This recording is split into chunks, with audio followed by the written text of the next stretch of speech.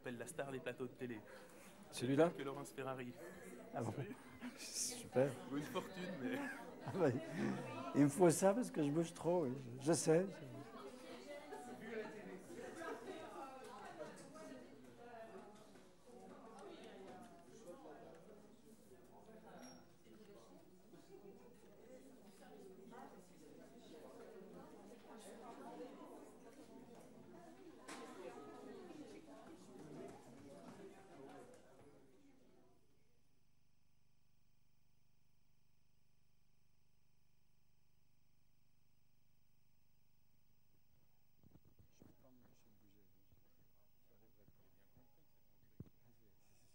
Je ne maîtrise pas plus qu'autre chose. On va essayer ça.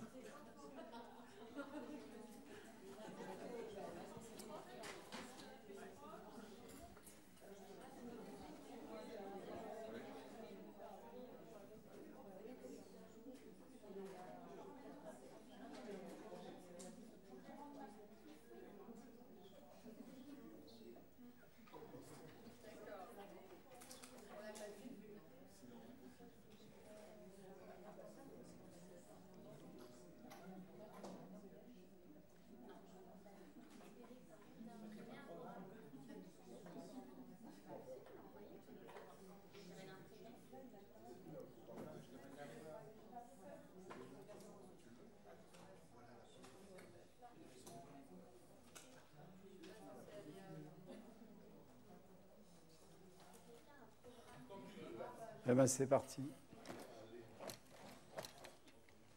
Bon, ben, on va continuer.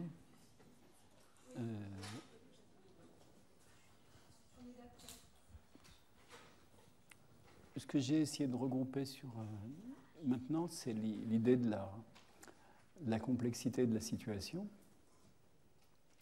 Et ça rejoint les questions concernant les niveaux. Concernant les niveaux, éventuellement les niveaux de formation, mais aussi la progression d'une formation ou la progression des apprentissages. Et on peut définir le niveau de complexité d'une situation par rapport à ce que j'ai montré tout à l'heure, des niveaux de performance attendus, selon la nature des performances attendues telles que je vous les ai présentées tout à l'heure. La complexité de la situation, elle peut venir aussi, alors j'ai pas mis tout, hein, elle peut venir aussi de la nature, de la quantité, du degré de cohérence des buts. Qu'est-ce que ça veut dire? Ça veut dire que dans une situation professionnelle, il y a rarement un seul but. Il y a généralement plutôt une sorte de constellation de buts.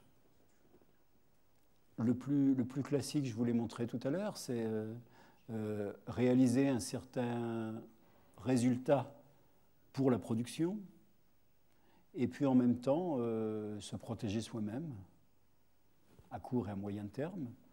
Mais on a vu tout à l'heure avec l'exemple du transport et de la livraison qu'on a une constellation de buts dans la situation qu'on pourrait appeler la livraison d'une marchandise.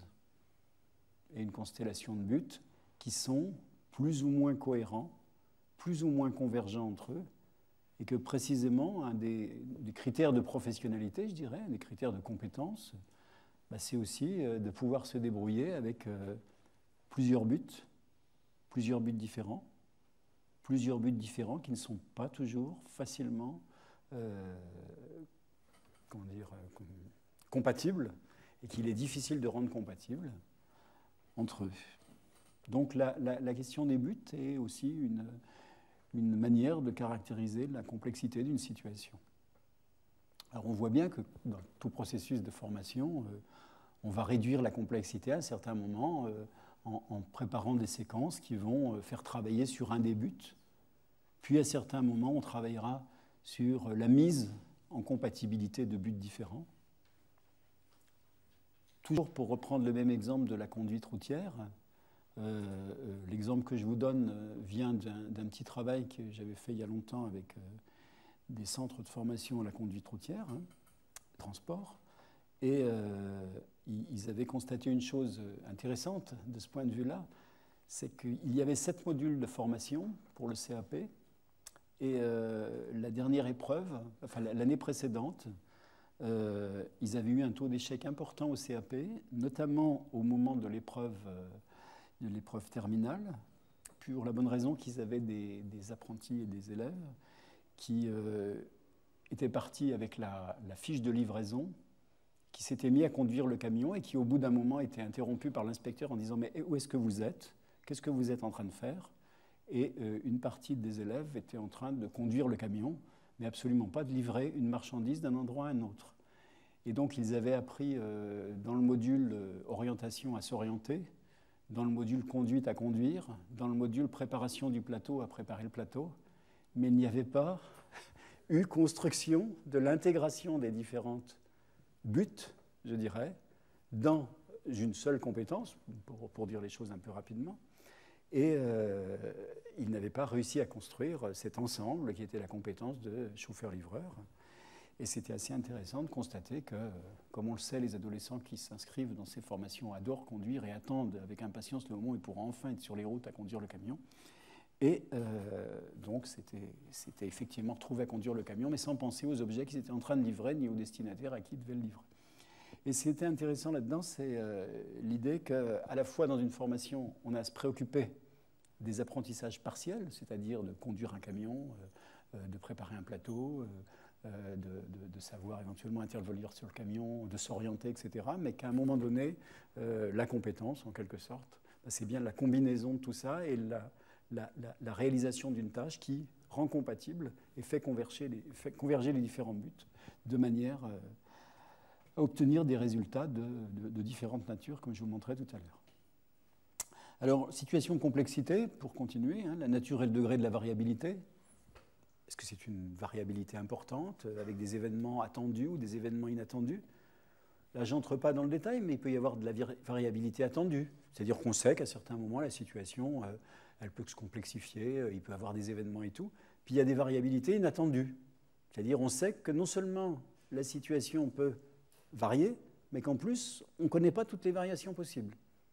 Donc c'est aussi un autre élément de complexité qu'on pourrait ajouter. La quantité et la diversité des paramètres en jeu, c'est-à-dire que quand j'agis, je dois prendre en compte quoi? Cette vieille question qu'on retrouve bien dans les référentiels, qu'est-ce que je dois prendre en compte pour agir? Eh bien, la quantité et la diversité des paramètres en jeu, c'est qu'est-ce que je dois prendre en compte? Combien de paramètres je dois prendre en compte? Combien de facteurs de situation je dois prendre en compte? Quelle est la nature de ces paramètres? C'est-à-dire, est-ce qu'il y a une grande diversité de paramètres ou est-ce qu'ils appartiennent à peu près au même groupe? Donc là, la quantité de paramètres en jeu et la diversité est importante. Un autre élément, c'est ce que j'ai appelé l'accessibilité des phénomènes. Alors, désolé pour la façon de dire les choses, mais l'accessibilité des phénomènes, c'est quoi? C'est tout simplement, est-ce que les phénomènes qui se produisent dans la situation de travail, est-ce que j'y ai accès par mes sens, par exemple? Est-ce que je vois ce qui se passe? Est-ce que je peux entendre ce qui se passe? C'est-à-dire percevoir directement les phénomènes en jeu. Est-ce que je peux voir, par exemple, est-ce que j'ai accès aux résultats de mon action? Est-ce que j'ai accès aux phénomènes en train de se transformer? Ou au contraire, est-ce que je dois les imaginer, les anticiper, les inférer d'un certain nombre d'indicateurs qui sont à ma disposition, mais qui ne sont que des indicateurs de ce qui se produit? Alors, un des classiques du travail, c'est vraiment l'accessibilité du résultat, l'accessibilité des effets de son action. Et c'est beaucoup plus facile d'agir quand j'ai accès aux résultats de mon action que quand je n'ai pas accès immédiatement et directement aux résultats et aux effets de mon action. Et cette accessibilité des phénomènes, est-ce que je les vois ou est-ce que je ne les vois pas? Est-ce qu'ils sont près? Est-ce qu'ils sont loin? Est-ce qu'ils sont à l'intérieur d'une machine dont je ne peux pas ouvrir le capot? Et je suis obligé d'avoir construit une représentation de ce qui s'y passe pour pouvoir, par exemple, faire des diagnostics, comprendre pourquoi ça marche pas, etc. Donc cette accessibilité des phénomènes, plus ou moins accessible, rend la situation plus ou moins complexe. Et puis enfin, dans la complexité, il y a le niveau de risque et d'importance de cette situation dans un processus de production plus large qui me dépasse. Et évidemment, le plus les risques sont élevés, c'est-à-dire les risques que mon action et que ce qui se passe je dirais, sous mon contrôle ou sous mon action sont importants, bah, le plus le niveau de complexité s'élève également. Alors on voit bien que tous ces facteurs-là peuvent plus ou moins se combiner, peuvent plus ou moins s'influencer les uns les autres, plus ou moins créer, éventuellement se compenser, ou au contraire accroître la complexité. Tout dépend évidemment des configurations auxquelles on a affaire. Là aussi, c'est une certaine manière de penser les niveaux, les exigences en formation, les exigences en matière de connaissances, les exigences en matière de compétences pour les professionnels. Alors, un classique, là, je ne savais pas trop où le mettre celui-là, donc je l'ai mis par ici. Juste pour faire un rappel, mais c'est peut-être pas utile. Enfin, je ne sais pas. Vous savez qu'il y a une notion qui a beaucoup couru dans le monde professionnel et le monde de la formation, et le monde des certifications, c'est les situations significatives, situations critiques, situations représentatives, etc. À ma connaissance aujourd'hui, il n'existe pas une définition canonique ou une définition qui regrouperait un peu tout le monde. Et là, je propose juste une caractérisation qui ne cherche pas à s'imposer. Hein. C'est juste pour se dire, au fond, dans un emploi donné ou dans un diplôme donné qui correspond à un certain nombre d'emplois, il y a des situations différentes et qu'on peut envisager de façon différente. Les plus fréquentes, au fond, c'est ce qu'on dit, c'est ce qu'on va trouver dans la plupart des emplois, dans la plupart des métiers concernés par un diplôme, par exemple, donc, et qui reviennent le plus souvent. C'est la base, c'est le noyau ordinaire du travail. Évidemment, sur le plan de l'apprentissage, parfois les plus fréquentes, on pourrait se dire, certaines s'apprendraient sans formation. C'est-à-dire, grosso modo, si on met les gens suffisamment sur le tas et puis qu'on leur laisse suffisamment de temps, grosso modo, une partie des situations les plus fréquentes, ils vont finir par se débrouiller avec. Par s'en débrouiller, pardon. C'est le contraire des situations les plus critiques. La notion de situation critique, pour nous, c'était d'abord des situations qui distinguent des experts de gens qui sont juste des professionnels. Un très bon professionnel, c'est celui qui se débrouille avec les situations critiques. Mais ce n'est pas parce que les gens sont expérimentés qu'ils se débrouillent avec les situations critiques. C'est que les bons professionnels expérimentés qui se débrouillent avec les situations critiques. C'est-à-dire que généralement, les situations critiques, c'est celles-ci qui font la différence entre un bon professionnel et un moins bon, et puis aussi qui nécessitent de la formation, qui nécessitent vraiment de consacrer l'effort de formation et le temps de formation, parce que ce sont celles qui ne s'apprennent pas facilement et qui ne s'apprennent certainement pas facilement sur le tas et certainement pas facilement par expérience et des fois qui ne s'apprennent pas par expérience. Donc ça aussi, ça aide à se dire, tiens, dans une formation, qu'est-ce que je veux sélectionner? Pourquoi je vais insister là-dessus? Mais en même temps, on voit bien que l'idée, elle n'est pas tout à fait juste. Parce que c'est drôlement important de former les gens en situation fréquente si on veut qu'ils commencent à s'insérer dans l'entreprise et si on veut qu'ils soient rapidement productifs et qu'ils soient rapidement intégrés. Donc on se dit, selon la stratégie qu'on vise, ben, peut-être que le plus vite, le plus urgent, c'est de préparer les gens à des situations fréquentes et ordinaires. Et puis que les situations critiques, ben, on va consacrer du temps, mais ça viendra après, parce qu'on vise d'abord une intégration professionnelle. Oui, c'est jamais des lois tout ça, c'est des réflexions, ou des aides à la réflexion. Je passe aux plus significatives. Ce que j'appellerais significative, là on peut appeler ça emblématique aussi, du métier ou de la structure. C'était plutôt dans son caractère, bon, on pourrait changer le mot, hein, on peut appeler ça emblématique. C'était celles qui sont le plus significatives au regard de l'intégration et de la reconnaissance dans un milieu professionnel. Dans certains métiers particulièrement, il y a des tâches qu'il faut absolument savoir faire. Il faut pouvoir montrer qu'on est habile, qu'on s'en débrouille, que ce n'est pas un problème. Et parce que c'est un facteur d'intégration. Si on ne sait pas le faire, on n'est vraiment pas du métier. Et c'est très important pour les formations professionnelles, pour des nouveaux, des jeunes notamment. Il faut qu'ils sachent faire certaines choses. Des fois, ce n'est pas grand-chose, mais il y a des trucs. Il faut qu'ils sachent le faire. Les plus difficiles, alors, ça suppose une différence que je présenterai tout à l'heure difficile, on l'oppose à complexe. Au sens où complexe, ça relève de la situation, et j'ai donné tout à l'heure des facteurs de complexité, alors que le difficile, c'est individuel. C'est difficile pour quelqu'un. Alors, difficile, c'est très relatif. On est bien d'accord. Ce qui est très simple pour quelqu'un d'expérimenté, qui a été bien formé et qui a eu l'occasion de rencontrer la diversité et la variabilité, ça peut être complexe, mais simple pour lui. On est d'accord. En revanche, pour un débutant, il y a des situations simples qui sont pas faciles, qui sont difficiles. Des situations non complexes qui sont difficiles. Donc, la question du choix, c'est pour ça que je rajoute ça dans la question du choix pédagogique ou du choix dans l'ingénierie de la formation, c'est qu'on peut choisir des situations qui sont difficiles pour des débutants, mais qui sont simples sur le plan de ce que je disais tout à l'heure, c'est-à-dire finalement il y a peu de variables, il y a peu de machins en jeu, le niveau de complexité est très réduit, mais néanmoins, pour un débutant, ça peut, au moins pendant quelques jours, être difficile. Alors, c'est important parce que parfois on se dit « oh, c'est très simple, au bout de quelques jours, ils vont savoir le faire », sauf si on vise l'intégration et si on vise l'idée que les gens se rassurent et aient des bases fortes, on peut très bien consacrer un petit moment d'effort de formation sur certaines situations simples en soi, mais dont on sait qu'elles posent des problèmes difficiles pendant quelques heures ou quelques jours en prise de poste.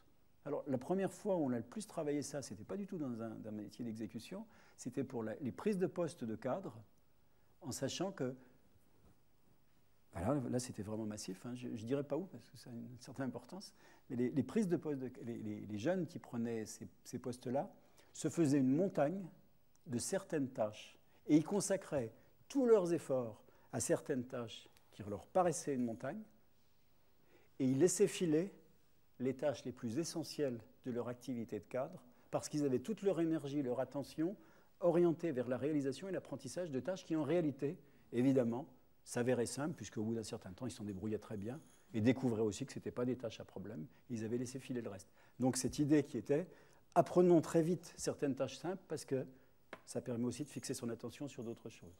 Donc vous voyez comment on peut raisonner les situations dans une perspective de conception de parcours, de dispositifs de formation, etc. Alors, tout ça, c'est le cas de le dire, c'est pas simple, parce qu'on voit bien que, comme Eric m'a amené à le dire tout à l'heure, vous voyez qu'à chaque fois, pour préciser mes définitions, je suis obligé de me placer dans une perspective. C'est parce que je veux concevoir quelque chose avec des débutants, ou parce que je veux viser l'intégration et pas seulement la formation, etc., que je fais un choix, et que je me dis, tiens, il faut que je pense à cette idée de situation difficile, ou cette idée de situation critique, ou cette idée de situation fréquente. Alors, ça rend compliqué, parce que si on introduisait ça dans les référentiels, on serait mal, parce que ça complexifierait à un point fou. Il n'empêche que quand on se préoccupe de formation, y compris aussi d'évaluation, puis de parcours, hein, à mon avis, ce genre de choses peut être aussi nous aider à avoir des repères. Oui.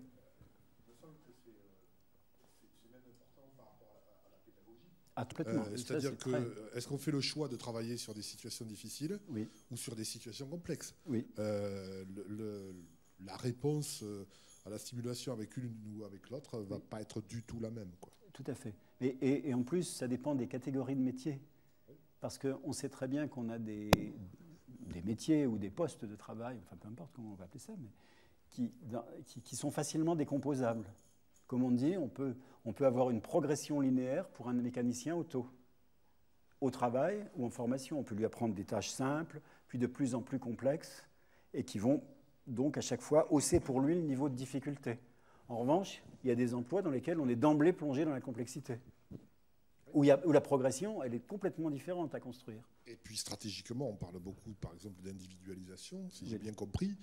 La difficulté, elle est de l'ordre de l'intérêt vers l'individu, alors que la complexité, elle est de l'ordre de l'intérêt vers le collectif. Tout à fait, tout à fait. Alors, une autre manière d'envisager la complexité d'une situation... Ah, il y avait une question, excuse-moi. Oui, je voulais savoir pourquoi tu disais que les situations les plus critiques sont des situations qui nécessitent beaucoup de formation et qui ne peuvent pas s'apprendre par l'expérience ou sur le tas. Ben, c'est le résultat d'un ensemble de travaux, d'observations, etc. C'est en tous les cas comme ça que je définis la criticité. La criticité, comme j'ai dit trois choses, hein, mais on pourrait avoir plus de facteurs pour le décrire, mais simplement, je dis, au fond, les situations critiques, c'est celles qui distinguent un très bon professionnel d'un autre, y compris d'un autre expérimenté. Donc ce n'est pas l'expérience qui fait la compétence. Ça, c'est un point fondamental. Parce que vous me permettrez de penser que ce n'est pas l'âge ou la durée d'expérience dans un domaine qui fait la compétence. Hein, on a des très bons jeunes et des très mauvais anciens. L'idée que l'expérience fait la compétence, c'est quand même un certain nombre de fois battu en brèche. Hein, même dans son expérience quotidienne, on peut le constater. Deuxièmement, ça signifie que sur le tas, tout le monde ne devient pas un bon professionnel. Ça signifie aussi que quand on regarde de près ceux qui sont très bons, généralement on voit qu'il y a eu de la formation. Même si c'est une formation inattendue, au sens où ce n'est pas tout à fait ce qu'on croyait le bon parcours. Mais ça nous apprend beaucoup de choses sur ce qui fait que quelqu'un devient un bon. Donc, généralement, contrairement à ce qui se dit, il y a beaucoup de formation sur ce parcours. Ça ne veut pas dire qu'il n'y a pas d'expérience, hein, mais il y a aussi de la formation. Et pas forcément de la formation formelle, alors? Il y a souvent de la formation formelle. Et troisièmement, donc, ça signifie que si c'est critique et que tout professionnel expérimenté ne devient pas un bon professionnel, ça signifie probablement qu'il vaut mieux se dire que la formation est nécessaire pour aider à la construction de cette expertise. Voilà, c'est tout. Vous voyez bien que c'est des notions qui sont cernées. Ce n'est pas des notions qui sont strictement logiquement définies, mais c'est des notions de fonctionnement humain. Donc on ne peut jamais complètement les définir de façon absolument satisfaisante. En tous les cas, c'est ce que je crois. La complexité, on peut la reprendre encore avec d'autres éléments. Hein. Il y a des problèmes à résoudre qui sont plus ou moins inédits. Alors, je n'entre pas dans le détail, mais dans le rapport qu'on avait fait avec Jean-François sur les compétences d'ingénieur, Jean-François Métral, on a fait toute une série de choses là-dessus. Problème à résoudre plus ou moins inédit, parce que dans le travail, comme dans la vie, on peut être mis en face de problèmes pour lesquels on a la solution. C'est un problème, mais on sait comment faire. On peut être mis face à des problèmes pour lesquels il existe plusieurs solutions. Et il faut choisir celle qui correspond le mieux. On peut être mis face à des problèmes qu'on ne connaît pas, ou pour lesquels de problèmes pour lesquels on n'a pas de solution, ou pour lesquels il faut inventer ou recomposer les solutions. Et puis on a des situations dans lesquelles on sait à peine identifier les problèmes, c'est-à-dire qu'on ne sait même pas mener l'enquête pour poser correctement le problème. Eh bien, ce n'est pas le même niveau. Et ça, pour les formations d'ingénieurs, par exemple, c'est très éclairant pour les enseignants qui travaillent sur cette notion-là. Ouais, c'est pas pareil. Hein, il y a des problèmes, je sais les identifier, j'ai la solution. Il faut apprendre à les identifier puis à mettre en place la solution. Ensuite, il y a plusieurs solutions. Laquelle est la plus optimale compte tenu des conditions? Ensuite, il faut inventer une solution. Ensuite, même le problème, on ne sait pas bien le poser. Vous voyez, vous avez des niveaux de complexité intéressants. La mise en relation d'éléments, évidemment, il y a toujours de la mise en relation d'éléments, mais le niveau de complexité peut aussi varier en fonction du nombre d'éléments à mettre en relation et de la nature des relations qu'on établit. Je n'entre pas dans le détail, là, mais c'est classique des activités de diagnostic. Dans tout emploi, dans tout travail, il y a un peu de diagnostic, mais le plus vous avez d'activités de diagnostic à réaliser dans une situation, le plus celle-ci peut probablement être qualifiée de complexe. Toutes les situations, tous les moments ou toutes les tâches, ou toutes les occurrences de contrôle, d'évaluation, d'estimation de la situation contribuent à la complexité. Tous les moments où on a intérêt, où on doit anticiper. Et puis, tous les moments, les opportunités, les occasions ou les obligations de recherche d'informations, c'est-à-dire que les choses ne se présentent pas d'elles-mêmes. Je suis obligé de rechercher de l'information pour pouvoir diagnostiquer ou pour pouvoir prendre des décisions. on a il y a un très beau cas qu'on travaille, c'est la visite du troupeau auprès, que vous connaissez sans aucun doute. La visite du troupeau auprès, c'est une très jolie tâche, parce que c'est une tâche où normalement il n'y a rien à faire, entre guillemets. C'est-à-dire que la visite du troupeau auprès suppose des déplacements, des prises d'informations, avec les différents sens qu'on a à disposition, mais il n'y a pas d'action matérielle à réaliser. Et c'est pour autant une tâche professionnelle très technique, dans laquelle le corps est engagé. Eh bien, c'est une activité de recherche d'informations. L'information ne vient pas toute seule. Donc il y a un ensemble de choses à faire pour produire des informations qui nous informent de l'état de la situation. Ça, c'est un facteur de complexité. Ça va? Des précisions là-dessus ou c'est à peu près...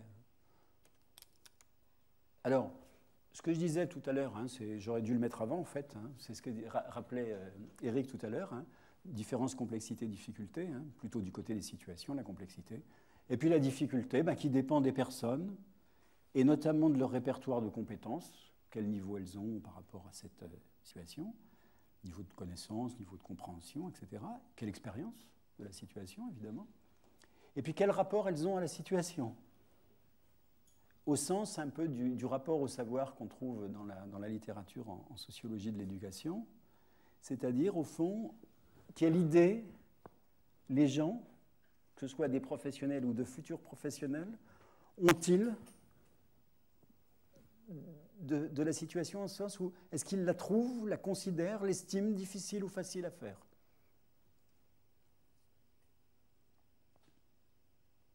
Donc c'est très subjectif, là. Hein. Mais on le connaît bien avec les élèves, les apprentis, les adultes en formation. Hein. Ils peuvent imaginer difficile ce qu'ils pensent difficile. Même si cette difficulté est évidemment, ou peut s'avérer pour eux, très vite résolue une fois qu'ils s'y sont confrontés ou une fois qu'un peu de formation les a aidés à le faire. Alors, juste pour... j'accorde beaucoup d'importance à une certaine façon de définir les choses. Vous avez vu au début, j'ai beaucoup insisté sur l'idée qu'au fond, la première façon de définir une situation, c'est de dire c'est ce avec quoi on agit. Ou c'est ce sur quoi on agit. Là, je voudrais dire que pendant longtemps, on a utilisé l'idée qu'au fond, la compétence, c'est maîtriser une situation ou maîtriser une classe de situation. Maîtriser, c'est un peu prétentieux. Donc, je vous mets quelques synonymes du genre se débrouiller des situations, agir avec et sur les situations, faire avec. C'est quelque chose de plus acceptable. C'est une vision du travail qui est, au fond, il est très rare que quelqu'un fasse le travail à 100% de ses capacités. Globalement, chaque professionnel agit dans une fourchette d'acceptabilité. René Amalberti, qui est un chercheur en aéronautique, il dit ça, il dit au fond, un professionnel compétent, un pilote, c'est quelqu'un qui monte certainement pas à des 120% de ses capacités, mais qui descend surtout pas en dessous d'un niveau plancher. Et grosso modo, son activité va évoluer dans une fourchette d'acceptabilité importante. Il peut hausser le ton, mais surtout, il ne descend pas en dessous d'un certain niveau. Donc, ce n'est pas une vision idéale du travail, ce n'est pas une vision idéale des maîtrises des situations, c'est une vision de, grosso modo, on se débrouille pour faire correctement son travail. Une définition du professionnel. Si vous faites autrement, vous me le dites et on vous met en photo sur les murs. Alors, voilà, la question c'est, on est compétent et on maîtrise quelle situation et quelle classe de situation? C'est ce qu'on a dit tout à l'heure. Est-ce qu'on maîtrise, pour mes personnes qui font de l'aide à domicile, est-ce qu'on maîtrise toutes les situations, pour tous les types de dépendance, à peu près pour tous les types de logements? Ou est-ce qu'on se dit, cette personne, elle est compétente pour un certain niveau de dépendance, dans des logements d'un certain niveau d'équipement, et puis grosso modo, c'est ce qu'on vise. Quel niveau de performance, ça va avec? Quel type de complexité elle peut faire face, jusqu'où? Comment on définit le métier, en fonction de classe de situation, en fonction de niveau de performance, de type de complexité? Comment on définit la formation? Et après ça, évidemment, qu'est-ce que ça a comme influence sur l'évaluation? Question? Vous avez vu, je crois, quelqu'un qui veut prendre les micros. Sinon, je finis. Situation, c'est toujours pareil. Alors, je finis sur situation avec des noms, c'est-à-dire ce que ça n'est pas. Alors, c'est peut-être bête à vous rappeler à vous, mais c'est très utile pour les inspecteurs, ça, par exemple. Je ne sais pas pour vous. Une situation, ce n'est pas disciplinaire. C'est pas disciplinaire, même en zootechnie. Ça déborde toujours des sciences et des techniques. C'est beaucoup plus large. On l'a vu tout à l'heure quand on dit l'administré d'une commune fait partie de la situation de l'ouvrier qui aménage le paysage. Ça ne fait pas partie du végétal ou de la croissance du végétal ou de ces choses-là. Hein. Ce n'est pas pluridisciplinaire ni interdisciplinaire une situation. Une situation, c'est une situation. C'est con à dire. Hein. Ah oui, ça veut dire que ce n'est pas pluri au sens, ce n'est pas un ensemble de disciplines qui sont réunies dans une situation.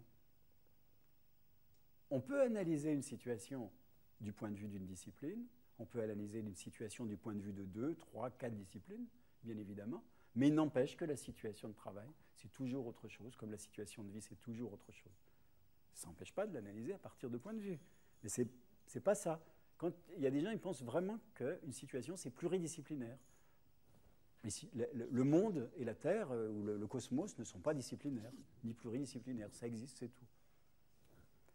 Enfin, en tout cas, c'est ce que j'en pense. Hein. C'est pas une situation, ce n'est pas l'application de procédures, de techniques ou autres. Même de techniques ou de procédures professionnelles. Les situations de la vie ne sont pas faites pour que s'appliquent des procédures que des humains ont inventées. On est d'accord? Ça va? Et puis les situations, je dirais, elles ne sont pas faites seulement de différents modules, c'est-à-dire de différentes parties qui s'agrégeraient les unes aux autres, en tant que situation complexe, enfin en tant que situation qui forme une unité indissociable. Ce n'est pas des bouts qui sont les uns à côté des autres, c'est-à-dire que ce n'est pas la tâche 1 plus la tâche 2 plus la tâche 3 plus la tâche 4, il y a toujours quelque chose de plus large. Hein, c'est vraiment l'histoire des systèmes, hein, ce n'est pas des petits bouts les uns à côté des autres, mais c'est un ensemble articulé.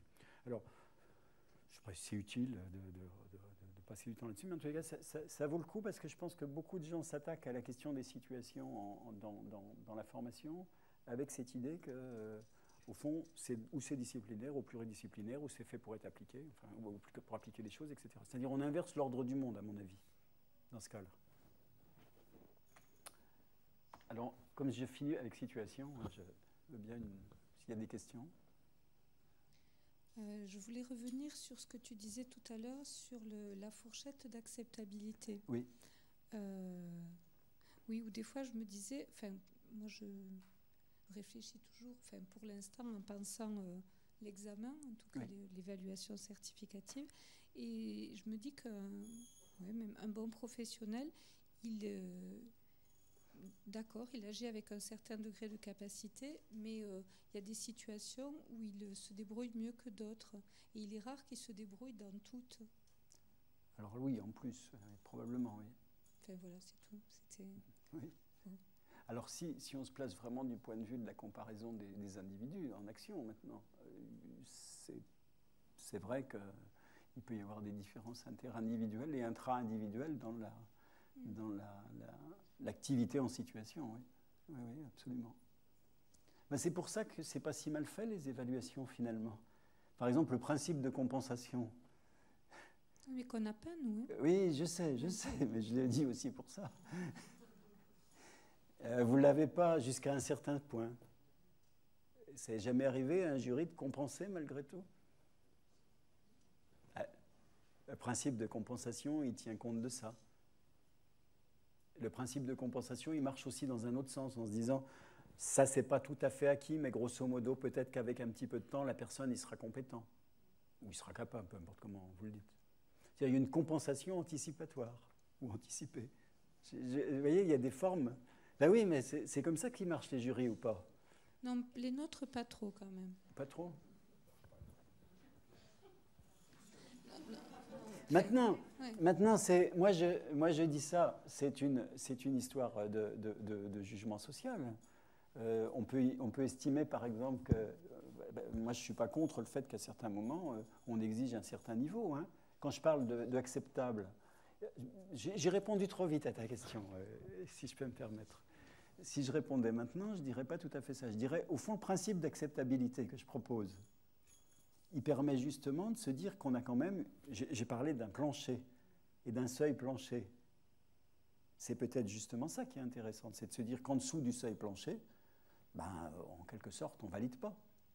Et alors, comment on le définit, le seuil plancher? Ah ben ça, ça nous intéresse beaucoup. Que voulez-vous que je vous dise? Je ne peux pas vous répondre tant que je n'ai pas fait le travail sur un cas précis.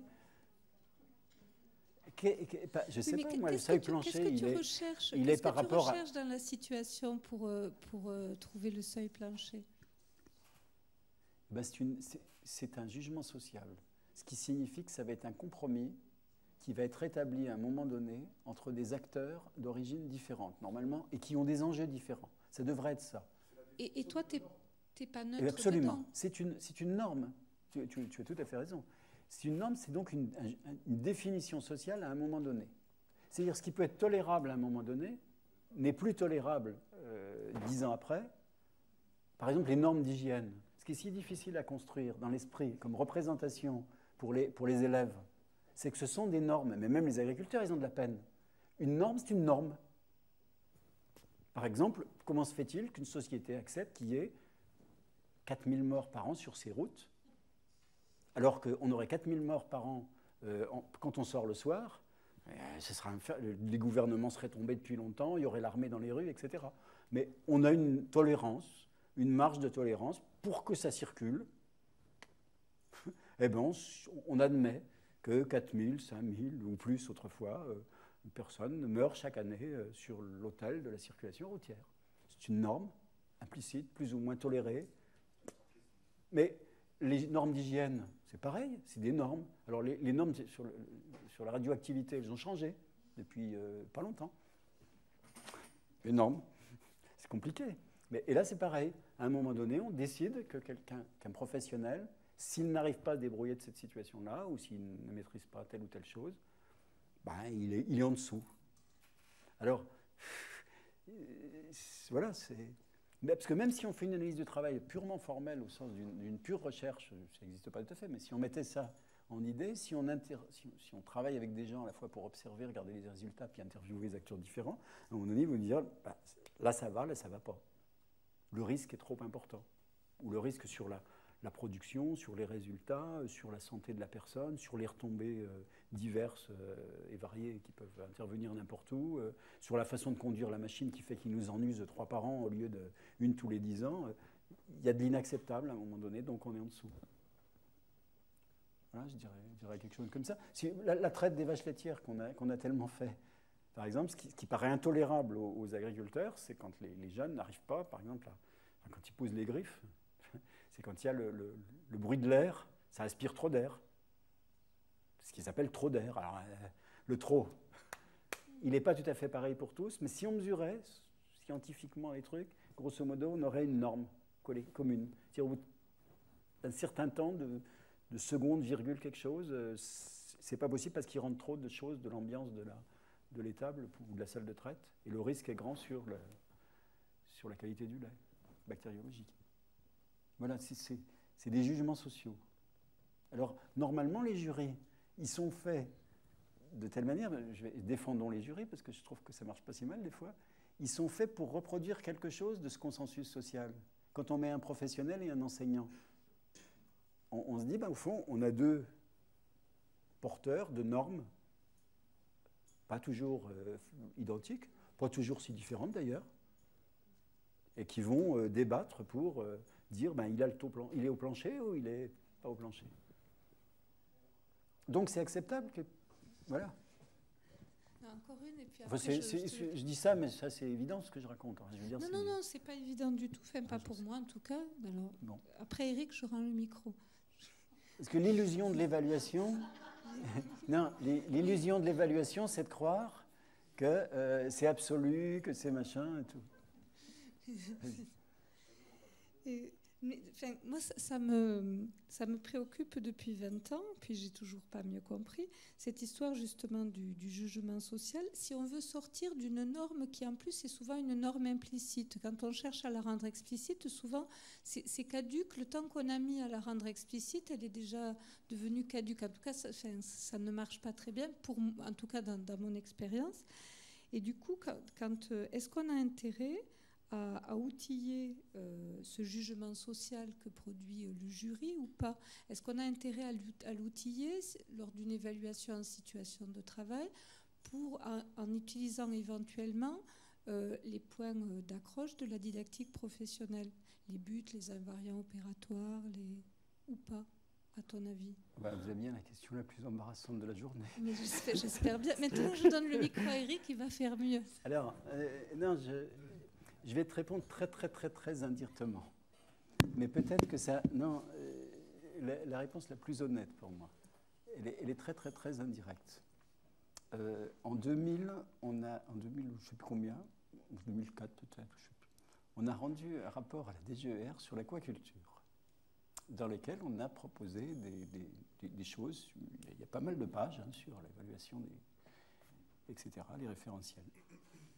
Je ne sais pas trop ce que c'est devenu. Enfin, j'en vois des bouts, des traces, des fois, puis des fois pas. Mais en revanche, ce document est une bible pour l'inspection générale de l'éducation nationale, qui non seulement se le sont échangés, l'ont travaillé, mais construisent les BTS en fonction, de façon presque trop stricte, du rapport qu'on a fait. Bien. De façon assez subtile aussi, à certains égards. Ce qui est intéressant de savoir qu'ils ont lu le document, qu'ils l'ont épluché, travaillé, sans rien nous demander. Hein. Ça ne gêne pas, hein, c'est public. Je ne demande pas de droit d'auteur ou quoi que ce soit, hein, entendons-nous bien. Et finalement, ce n'est pas si mal du point de vue de ce qu'on a vu. Et je connais bien certains maintenant, et je me demande si ça ne vaudrait pas le coup que Eric ou d'autres organisent une petite rencontre avec ces gens-là qui manipulent ça, si ça vous intéresse, pour voir qu'est-ce qu'ils font, eux, et comment ils font, comment ils s'en servent. Voilà, donc ça, c'est une proposition. Alors, sur l'histoire des seuils, c'est des histoires de critères. Quand on regarde la validation des acquis de l'expérience, une partie des jurys se débrouille pas si mal pour fixer des seuils. Mais ils ne les fixent pas. Évidemment, ce n'est pas explicite dans le discours. Sauf qu'il y a quand même des pratiques. Il y a des pratiques qui peuvent être identiques à certains endroits. Enfin, en tous les cas, nous, quand on a formé des jurys dans l'enseignement supérieur, il y a quelques règles qui font que ça marche ou pas. Alors, et qui sont comme on dit, mais j'aime pas ce mot-là, mais des méta-règles. C'est-à-dire, c'est pas pour chaque diplôme, on aurait les seuils. C'est comment, par la discussion et les échanges, ils arrivent finalement à argumenter leurs décisions et à dire pourquoi c'est acceptable ou pas, pourquoi on délivre le titre ou non, pourquoi on délivre telle partie du titre ou pas, etc. C'est la stimulation des échanges dans le groupe et l'argumentation des positions qui est le garant du fait que le jury fonctionne et que le jury peut définir des seuils. Par exemple, tous les jurys d'ici à AgroSup, mais tout le sup agronomique qui marche comme ça, et je l'ai vu que ça fonctionne, on rappelle l'obligation du jury d'exprimer tous ses arguments, mais surtout, moi je demande toujours, en tant que président de jury, à chacun de dire son avis au début, quand il a lu le dossier, donc de donner une tendance d'évaluation, et puis ensuite de donner 3 arguments qui sont à la fois étayés obligatoirement par le référentiel et obligatoirement par des éléments du dossier. Et qu'il est obligé que chacun à son tour fasse pareil, et je rappelle que chacun a le devoir d'être contre les autres s'il pense que son avis n'est pas le même que celui des autres, ce qui libère les membres du jury. C'est idiot, hein. Enfin, c'est idiot, c'est pas idiot, c'est tout bête. Mais ça marche extrêmement bien. Ça veut dire que les débats, ils se font sur des éléments concrets. Et on va chercher dans le dossier, parce que ce qui est intéressant, c'est qu'après, les gens vont chercher dans le dossier ou dans le référentiel. Je ne dis pas que tous les jugements sont bons. Dans tous les cas, ça active le processus de coopération sociale et de définition de la norme, ou de redéfinition de la norme, en fonction des documents normatifs que sont le référentiel, puis la grille de lecture. Donc c'est des méta-règles de fonctionnement social. Si on pense que c'est un jugement social, de fait, on fait fonctionner le jugement social. Et par exemple, il faut absolument casser l'influence du président de jury si le président de jury n'a pas pour objectif de prendre des décisions. Ça, c'est important de le rappeler. Et qu'aucun membre de jury ne doit être inféodé au président de jury. Parce que sinon, ça ne marche pas. Donc, il faut casser les processus d'influence sociaux dans les jurys. Malheureusement, des fois, c'est pas trop comme ça que ça marche. Et normalement, le président devrait parler qu'après que tout le monde se soit exprimé, et au même titre, avec les mêmes règles. Voilà, c'est des méta-règles de fonctionnement d'évaluation. Voilà, tu vois, je réponds pas. Est-ce qu'il faut appliquer la didactique professionnelle à l'évaluation? J'en sais rien. Moi, je ne vous le présente pas comme nécessairement quelque chose qui devrait infuser dans l'évaluation. Ce que je vous présente, c'est comment penser les situations, éventuellement comment les penser de façon un peu informée ou un peu avec des connaissances. Après, je ne sais pas si c'est mieux que d'autres formes, j'en sais rien. Non mais, tu parlais des jurys, on ne peut appréhender la globalité de la situation autour des jurys qu'en appréhendant la globalité de la situation autour de la formation en général. Absolument, je suis tout à fait d'accord. Et aujourd'hui, si on regarde le fonctionnement des jurys, il faudrait déjà qu'ils sachent ce que c'est qu'une situation. Donc, je veux dire, tant que le travail en amont, y compris de notre part, je veux dire, y compris au niveau de la formation des formateurs qui vont fabriquer les épreuves, les évaluations, etc., qui vont fabriquer la formation, cette approche-là des jurys ne peut fonctionner que si l'ensemble du dispositif fonctionne avec ce type d'approche. Voilà. Donc c'est vrai qu'aujourd'hui, les jurys, à mon avis, je ne sais pas ce qu'en pensent les autres, mais ne fonctionnent pas tout à fait comme Moi, ça. je parlais de ceux de la VAE pour vous donner un exemple de fonctionnement. La VAE, c'est tout fait. C'est-à-dire que, par définition, sur la VAE, on évalue des situations, de fait. Voilà. Oui. Nous, notre travail, c'est de reconstruire à partir de la notion de situation, dans le contexte de la formation, d'ailleurs. C'est pour ça que je suis un peu étonné de ce que tu mettais là autour de l'aspect disciplinaire. Cette diapo m'étonne un peu dans le déroulement. Comme si tu étais embêté de ne pas parler de disciplinaire ou de pluridisciplinaire ou de savoir-faire. Ah, je ne suis pas embêté. Voilà. Non, quand je suis embêté, d'abord, ça se voit. Pas seulement fait de modules, mais les modules, pour moi, ils sont en formation, ils ne sont pas dans le travail. Ah non, mais c'est juste... Parce que quand on essaie de définir une notion comme situation, vous savez bien, définir un concept, c'est bien de dire ce que c'est et ce que c'est pas. Et c'est même souvent parce que ce n'est pas qu'on construit le concept, d'ailleurs. C'est un vieux truc en psychologie, on voit d'abord les différences avant de voir les ressemblances. Bien. Donc, à un moment donné, je vous mets les différences, quoi. Parce que des fois, c'est apparu. Je ne vous le mets pas là comme un élément absolument machin, mais parce que ça apparaît souvent. Moi, ça ne me gêne pas que ce ne soit pas disciplinaire. Mais je ne suis pas gêné avec les savoirs, moi. Je m'en dirai quelques mots tout à l'heure s'il le faut. Et donc, on passe un peu à l'activité, si on n'ira pas tout à fait au bout. Hein. Juste, qu'est-ce que c'est l'activité pour moi? Alors, je ne vous dis pas d'adopter ça. Je vous dis, c'est comment je pense ça. Moi, je dis ça ne veut pas dire qu'il n'y a pas des ancêtres. Au fond, l'activité, c'est quoi? C'est qu'il y a des individus, des humains, mais ça peut être des animaux, tout ça, peu importe, on s'en fiche. Il y a un environnement, un monde, et puis il y a des êtres vivants. Puis là, on peut dire qu'il y a des personnes. Et l'activité, c'est la relation entre une personne et l'environnement, et entre l'environnement et la personne. Pour moi, à partir du moment où il y a quelqu'un de vivant, il y a de l'activité. Comme je dis des fois aux étudiants, aux autres, c'est s'ennuyer, c'est une activité. Et c'est même une sacrée activité. Et d'ailleurs, à propos des difficultés scolaires, une partie de l'activité des élèves en classe consiste à s'ennuyer. Et ça ne veut pas dire que c'est une activité active, mais d'une certaine façon, il y en a qui savent mieux s'ennuyer que d'autres.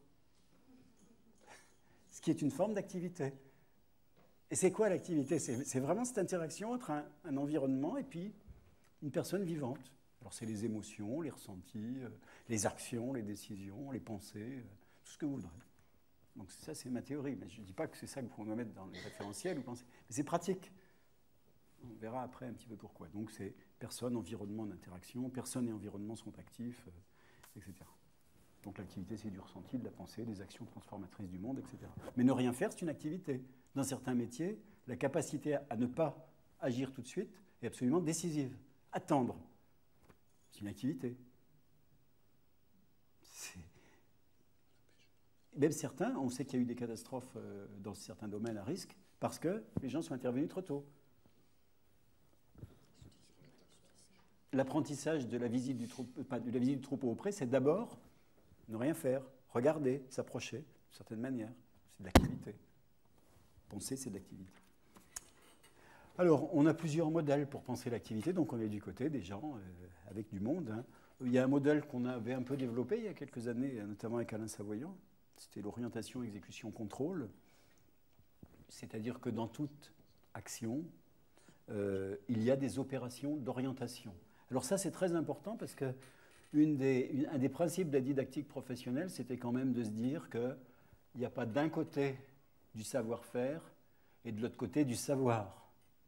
Pierre Pastré avait dit un jour la formule, dans savoir-faire, ça veut dire qu'il y a du savoir dans le faire. Ça veut dire qu'il n'y a pas des tâches d'exécution pure dans lesquelles il n'y aurait aucune pensée ou aucune activité de prise d'information, aucun élément cognitif, aucun type de raisonnement. Même dans nos activités très routinières, on n'a pas besoin de penser, c'est pratique les routines, hein. Même dans ces activités-là, je dirais d'une certaine façon, de la cognition est à l'œuvre. Et c'est d'autant mieux routinisé qu'à un moment donné, on a une activité de pensée, d'apprentissage, d'orientation, etc. Et on voit bien comment un bon professionnel, il construit de la routine. C'est-à-dire qu'il n'a plus besoin de penser tout le temps. Ce qui est assez paradoxal dans certains cas. Donc l'orientation, l'activité d'orientation, c'est quoi? Il y a des buts, des états de situation, et puis je construis de l'action. C'est-à-dire les opérations d'orientation, on pourrait les traduire autrement, c'est très simplifié. Hein. C'est dans quelle situation je me trouve, qu'est-ce qu'on me demande de faire, qu'est-ce que je peux faire, comment je peux m'y prendre. C'est-à-dire qu'à la fois, je travaille les fins et les moyens. C'est un vieux truc de la psychologie et de la philosophie, hein, la relation moyen-fin. Donc les activités d'orientation, je dirais, c'est les activités de pensée, c'est les activités de raisonnement, c'est les activités où je fixe des buts, où je redéfinis des buts, où j'avance dans la tâche. C'est je construis mes actions en fonction de l'état de la situation, ou de ce que j'en comprends en tous les cas. Et puis des buts qui me sont assignés, et puis des enjeux qui sont les miens, etc. Donc c'est une activité fondamentalement cognitive. Dans le modèle, là, il y a les activités de contrôle. Bon, contrôle, c'est en cours d'action, c'est la même chose que l'orientation, mais c'est en cours d'action. Donc je contrôle des éléments de la situation, encore faut-il savoir lesquels. Et d'une certaine façon, je réidentifie en permanence l'état de la situation pour adapter en permanence mon activité. Même quand on marche dans la rue, sur un trottoir, eh ben on fait ça. Puisqu'on croise des gens, donc on est obligé de se déporter un peu. Il y a des choses qui attirent notre attention, on les prend en compte ou on ne les prend pas. On accélère, on ralentit, etc., etc. Donc en permanence, on a des activités d'orientation et des activités d'exécution. L'exécution, c'est intéressant dans ce modèle. Pourquoi? Parce que justement, il nous dit, au fond, il n'y a jamais dans de l'action uniquement de l'exécution. Donc ça va tout à fait contre l'idée qu'il y a des choses qui seraient purement des gestes. Alors excusez-moi, je dis ça, mais ça ne me va pas du tout. En fait, je parle très mal. Parce que les gestes professionnels sont toujours faits d'orientation, d'exécution et de contrôle. Parce que sinon, ce serait de pur mouvement. Des espèces de mouvements du corps sans coordination. Or, pour que les mouvements soient coordonnés et articulés, il y a toujours une partie d'orientation de l'action. Donc, toutes les situations professionnelles nous intéressent au sens où on regarde des gens travailler. Donc, il y a de l'observation de ce qu'ils font, comment ils bougent leur corps, où ils regardent, comment ils parlent, etc., tout ce que vous voulez, quels instruments ils prennent et comment ils le tiennent. Mais en même temps, tout ça est entièrement articulé à des pensées. Pensées plus ou moins explicites dans l'esprit, plus ou moins importantes, parce que des choses sont tellement routinisées qu'on n'a pas besoin d'y penser. Ce qui n'empêche pas que dès lors que la situation varie d'une certaine manière, l'attention professionnelle revient à la conscience pour modifier les manières de faire. Ça va ce que je veux?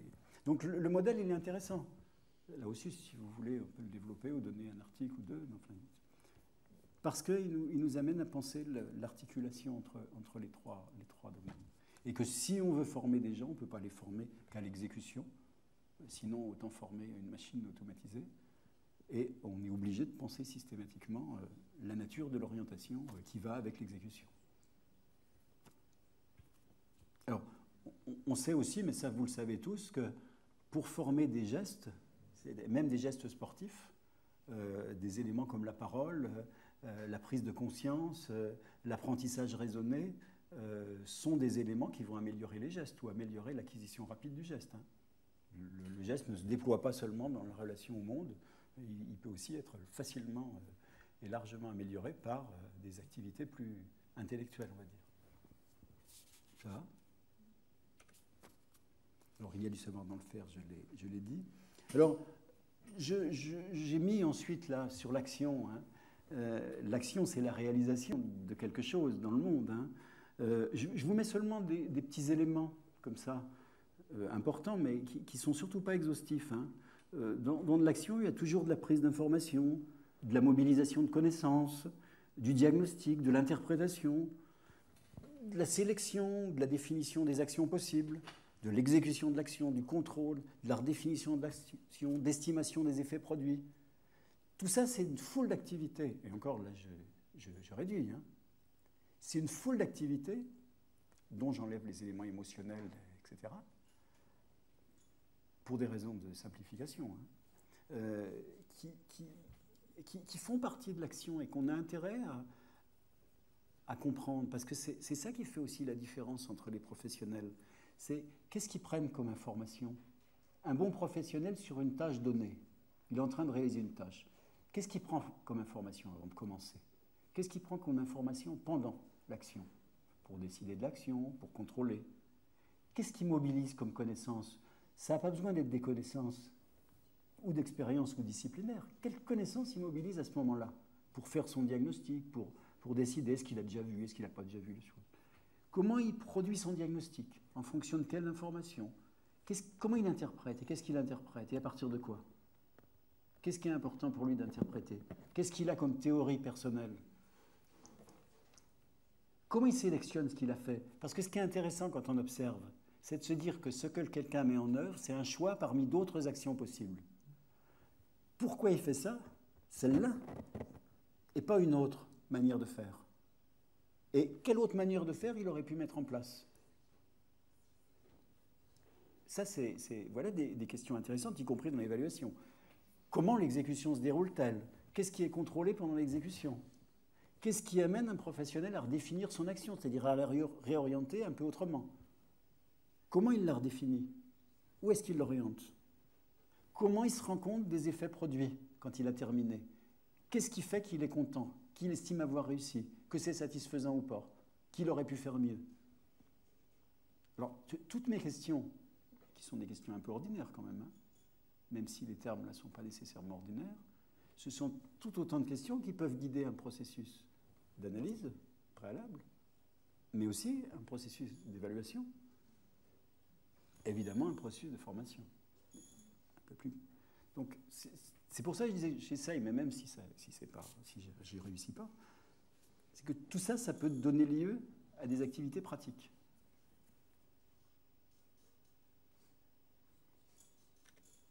Et je n'en dis que des bouts. Hein. Des questions? Oui. Oui, par rapport à la question de Françoise tout à l'heure, par rapport à la norme, je crois que la difficulté qu'on a, c'est de passer, de passer sur une représentation où en fait, c'est vraiment de l'individualisation au niveau de l'évaluation. À partir du moment où on s'intéresse à l'action et à l'activité de l'individu, on est obligé d'individualiser, y compris la réponse à la norme plus ou moins prescrite.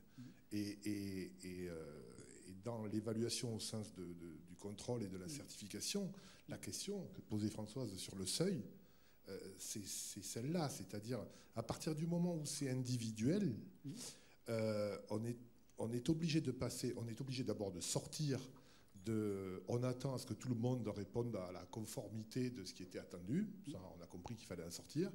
Mais du coup, on est obligé de regarder l'action de chacun et de peut-être, je ne sais pas, c'est une question, peut-être prendre des éléments qui vont nous permettre, tu dis juger, moi je vais dire évaluer, ou certifier, on va dire, mais qui seront peut-être différents d'un individu à l'autre. Parce qu'ils arrivent peut-être à un résultat qui permet de correspondre à la norme du métier, etc., telle qu'elle a été définie aux classes de situation, etc., mais à leur manière. Et on n'a pas forcément prévu cette manière, par définition, puisque chaque action de ce fait-là est individuelle. Oui, mais par exemple, alors il y a deux choses à réagir là. Sur les diagnostics, si tu as un élève, un apprenti, un adulte qui ne prend pas en compte dans son diagnostic un facteur que dans le monde professionnel, on estime un facteur à risque. Il ne le prend pas en compte, c'est-à-dire qu'il ne l'a pas construit. Ce qu'on observe, et je crois que Sylvie avec Claire Tourmen ont retrouvé des choses qu'on avait vues avec Catherine Mailleux, et qu'on trouve très bien dans la VAE, c'est que les jurys, certains jurys ou certaines personnes qui évaluent, ils ne font pas une évaluation sur simplement ce qui se fait, ils font une évaluation du potentiel et ils tendent la perche. Alors l'histoire de tendre la perche, c'est un mot ordinaire, hein. C'est-à-dire que le jury il va dire « Et là, est-ce que tu n'as pas oublié quelque chose ?» Alors je prends le truc, où le jury, il apporte un petit bout, et puis on voit si la personne compense, etc. Donc il y a des modes d'action du jury qui titillent les gens, pas simplement sur ce qu'ils réalisent, mais par exemple les sollicitent pour expliquer pourquoi ils s'y prennent de telle ou telle manière. Est-ce qu'ils auraient pu s'y prendre autrement, si ça avait un peu changé, donc on joue sur la variabilité, etc. Et qui admettent qu'éventuellement ce ne soit pas tout à fait le déroulement de l'exécution de l'action canonique qui se réalise, mais que grosso modo, si les principaux facteurs sont pris en compte et qu'il n'y ait pas un écart à risque sur la réalisation du travail, ben grosso modo, les gens ont il y a une certaine possibilité de respecter, je dirais, des individualités au travail. D'autant plus qu'il y a d'autres phénomènes qui peuvent intervenir, du genre que les élèves, ils se posent toujours la question de savoir ce qu'on va leur demander, et qu'ils agissent des fois plus en fonction de ce qu'ils croient qu'on va leur demander que de ce qu'ils feraient s'ils étaient en situation. Parce que ce n'est pas les mêmes facteurs sociaux qui entrent en compte dans une situation. Donc c'est encore... ça c'est classique, ça c'est pas... Bon. Je ne sais pas si je regarde ce que je prends. Parce que je regarde l'heure, alors j'ai plus beaucoup. Non, mais qu'est-ce que ça a comme conséquence, tout ça, si on se fait simplement l'idée que l'activité... Alors je prends une notion qui est aussi compliquée que situation, c'est représentation. Hein. Mais grosso modo, qu'est-ce qu'on doit avoir dans l'esprit, je dirais? C'est-à-dire qui adviennent à la conscience. C'est quoi des représentations professionnelles pour partie quand même, quand on est en situation de formation formelle et en situation de certification, on s'attend à ce que les représentations, ou tout au moins une large part des représentations des individus, soient plutôt proches de la conscience et relativement explicitables. Hein, on est dans ce jeu-là, social aussi. Bon, qu'est-ce qu'il faut que les gens se représentent? Qu'est-ce que c'est la construction de représentation pour l'action? Il faut qu'ils se représentent ce qui est agissant dans leur situation. Parce que c'est un peu bizarre de parler comme ça, mais c'est quoi les caractéristiques agissantes d'une situation? C'est-à-dire, quels sont les éléments que je dois prendre en compte et sur quoi je dois agir parce que c'est eux qui sont agissants sur la situation. Par exemple, je suis obligé de prendre en compte certains éléments climatiques quand je conduis une culture parce qu'ils sont très agissants sur le résultat de mon travail, ils sont très agissants sur mon travail. Je dois prendre en compte les administrés quand je fais de l'aménagement en ville parce qu'on peut dire que les administrés peuvent être très agissants sur mon travail. Ils peuvent avoir de l'influence sur mon travail et mon travail leur étant destiné, les administrés sont une caractéristique agissante de mes situations. C'est compliqué cette histoire, mais ce qui nous aide des fois à trouver ce que les gens doivent prendre en compte et ce qu'ils doivent apprendre, c'est aussi en essayant de comprendre ce qui agit sur leur situation pour qu'ils puissent agir avec. Donc, il faut bien se représenter ce qui est agissant, sur quoi il faut agir, ce qui doit être pris en compte. Il faut se représenter des fonctionnements, des lois, des relations entre les actions et les effets de mes actions, etc. Je n'entre pas trop dans le dernier élément. Bon, but, prise d'information, etc.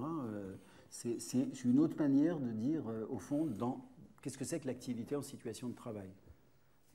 Il y a des buts, plus ou moins flous, plus ou moins nombreux, comme je l'ai dit, et puis je dois prendre des informations, grosso modo, et pour prendre des informations, je dois réaliser ces prises d'informations sur ce qui sont des indicateurs, pour moi, en tant que professionnel. Par exemple, l'état de la personne âgée, est-ce que je vais pouvoir lui faire la grande toilette ou la petite toilette? Est-ce que je vais l'aider ou est-ce que je vais la laisser tout seul dans l'intimité? Eh bien, en fonction de la façon dont elle va se lever, des questions que je vais lui poser et de ses réponses, et puis des premiers pas qu'elle va faire dans le couloir, je prends des informations sur des indicateurs, eh bien, je vais conclure qu'elle est en capacité de faire sa toilette seule. Je laisserai légèrement la porte entrouverte pour laisser l'intimité, mais garder de la sécurité, et j'aurai quand même réalisé mon travail d'aide à domicile, précisément la laissant faire sa toilette. Donc je prends des informations sur l'état du monde, en fonction des buts qui sont les miens. Donc ça me permet de diagnostiquer, contrôler, réguler l'action, les processus, etc. Je ne répète pas celui-là, je l'ai déjà fait. Alors il y a des modalités de raisonnement, etc. Mais je passe là-dessus. Enfin, je veux bien continuer, mais c'est 5 heures après. Ce serait 5 heures moins le quart, en tout cas. Je voulais revenir... il y a tout un ensemble d'activités qu'on conduit avec les buts. Là aussi, contrairement à ce qu'on pense, un des points les plus faibles, pour moi, de la compréhension du travail et de la compréhension des processus en jeu dans le travail, c'est la méconnaissance de la complexité de l'activité avec les buts. D'abord, les buts, des fois, il faut les identifier. Il faut identifier tous les buts en jeu, ce qu'on attend de nous, etc. Une partie des gens, quand ils sont au travail, ils disent au fond, on ne sait pas bien ce qu'on attend de nous. Les nouveaux professionnels, ils disent, on ne sait pas bien ce qu'on attend de nous. Qu'est-ce qu'on doit faire? Les buts sont toujours interprétés, ils ne sont jamais appliqués. Tout but, toute prescription est interprétée. Ça veut dire qu'on l'interprète soit avec des connaissances, soit on l'interprète sans connaissance, et on peut l'interpréter complètement à l'envers. D'où tant de consignes interprétées de travers dans le travail, ou tant de consignes interprétées de travers par les élèves, ou par les élèves en stage. Parce que les buts, donc les consignes, n'ont pas de sens, ou ils n'ont pas les capacités pour interpréter correctement. Donc on redéfinit toujours, d'une certaine manière, les buts. On ne les redéfinit pas seulement pour le plaisir, mais on les définit en fonction des conditions qui sont les nôtres, de notre capacité à faire, des connaissances qu'on a, enfin, etc. Ces buts, ils doivent s'insérer dans un processus de travail. Les buts, ils sont hiérarchisés par les gens. Là, je vais prendre un peu plus de risques pour moi, parce que vraiment, il faut que je me dépêche pour finir avant 5 heures. On a fait une hiérarchisation des buts. Je bâcle un petit peu ça, parce que ça me permettra. Je vais passer un peu sur le ménage aujourd'hui avec la personne, puis je vais m'occuper un peu plus d'elle, parce qu'elle a l'air de ne pas avoir le moral. J'hiérarchise des buts. Peut-être je vais me faire engueuler, parce que le seul contrôle qu'il y aura, c'est sur le ménage. Dans tous les cas, j'ai choisi. Cohérence entre les buts, comment je les rends cohérents ou pas? Est-ce que c'est possible? Comment je le lie avec les conditions de l'action, puisque je peux atteindre des buts dans certaines conditions et pas dans d'autres. Puis comment je rends ça compatible avec ce que je crois du métier. C'est-à-dire ce but-là que l'on me donne, c'est pas du boulot. Ou c'est pas mon boulot, c'est pas la même chose. On me fait faire un travail qui n'a rien à voir avec moi. Ou rien à faire avec le boulot pour lequel je m'étais engagé. Donc l'activité avec les buts est vraiment très importante. Il y a peu de situations de formation, à ma connaissance, dans lesquelles les formateurs ou les enseignants en formation professionnelle travaillent sur les buts. Beaucoup. Alors qu'en fait, c'est assez fondamental, puisque c'est aussi ce qu'organise l'activité. À ma connaissance. Alors, bon, qu'est-ce que c'est que la formation pour moi? Je voulais vous le mettre, mais... Alors après, j'ai fait de la pédagogie, si vous me permettez. Je ne sais pas si j'y vais jusque-là. Eric? Je fais de la pédagogie au sens noble pour moi.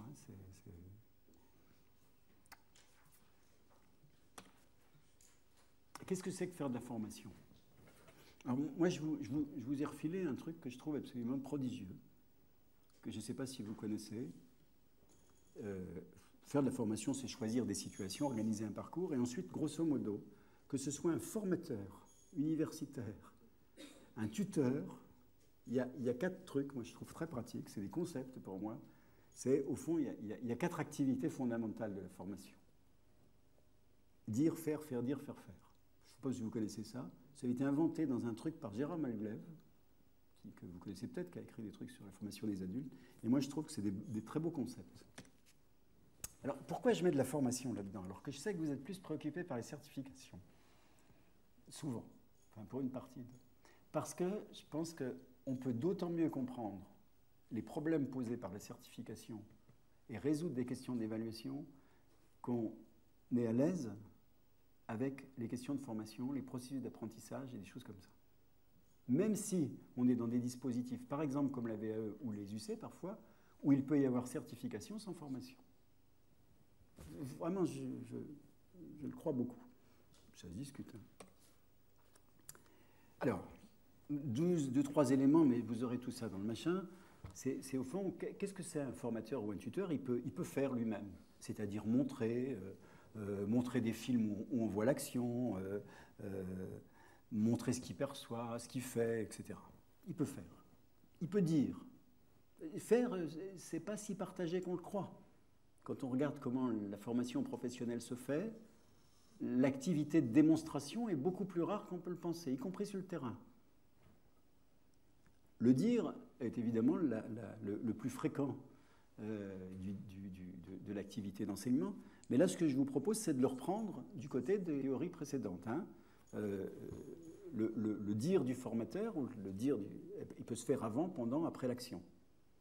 On peut dire ce qu'on fait, ce qu'on perçoit, on peut dire les buts, on peut dire les variables importantes, on peut dire ses raisonnements, on peut dire les causes, on peut dire les fonctionnements, que ce soit le fonctionnement de la vache ou le fonctionnement de la machine à traire, le fonctionnement de la personne âgée ou le fonctionnement de l'institution qui s'occupe des personnes âgées. Et ces fonctionnements, ils reposent sur des lois, des principes, des théories. Des lois, des principes, des théories qui peuvent appartenir à des disciplines, à des techniques, des sciences, ou qui peuvent être des lois, des principes qui sont dans le monde professionnel. Un autre point, parce que se dire, j'y viendrai après, ça a à voir avec l'évaluation. Parce que ces 4 positions de formation, on peut les retrouver aussi dans l'évaluation. Le faire dire, voilà une activité qui est presque la plus... j'ai dû oublier un bout, pardon, excusez-moi. Il y en a un bout à sauter, vous m'excusez. J'ai sauté le faire faire. Il y était? Vous le voyez où, vous? Non, il est sauté, je suis désolé. Enfin, en tous les cas, le faire faire est évidemment la mise en activité et la mise en situation. Faire faire quelque chose aux gens qui apprennent. Alors, ça peut être le faire faire peut se faire en situation réelle, en situation simulée, en situation reconstituée. Ça peut être des bouts, ça peut être, ça peut être quelque chose d'unique ou ça peut être quelque chose de répétitif parce qu'on a besoin d'entraîner le geste, on a besoin d'entraîner l'habileté, enfin, etc.